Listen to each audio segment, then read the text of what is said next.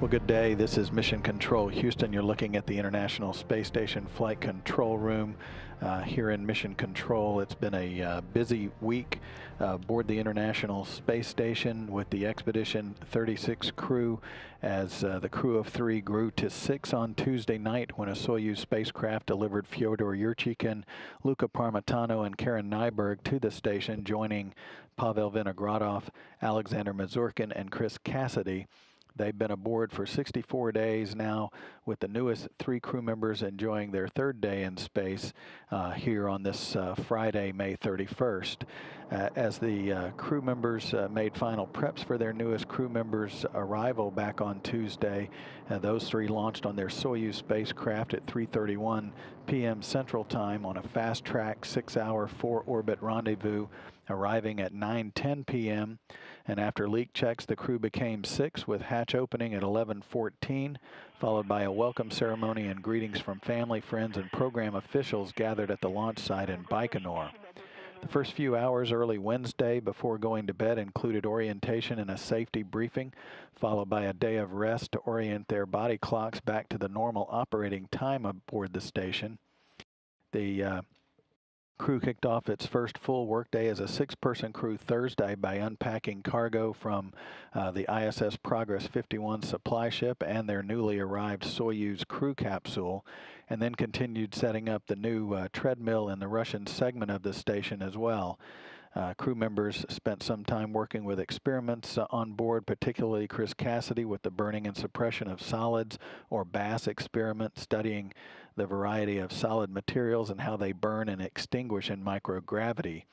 Karen Nyberg, the newest crew member on board the station, along with her other 2 crew members, performed some activities to orient themselves to their new environment. She also conducted some leak checks in a nitrogen gas assembly line in the multi-purpose small payload rack aboard the station.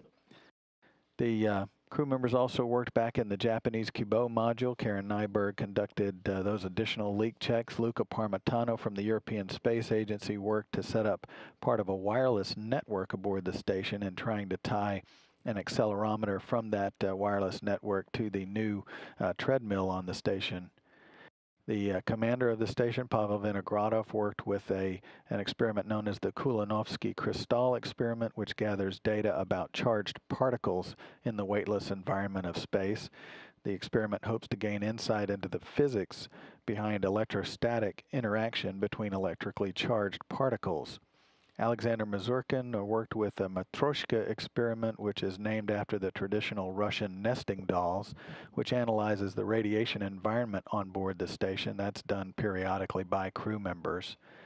Newest crew member on the Russian segment, Fyodor Yurchikhin, focused on transferring cargo from the Soyuz spacecraft in which he, Parmitano, and Nyberg arrived, and also spent some time orienting himself to the environment around the station as well.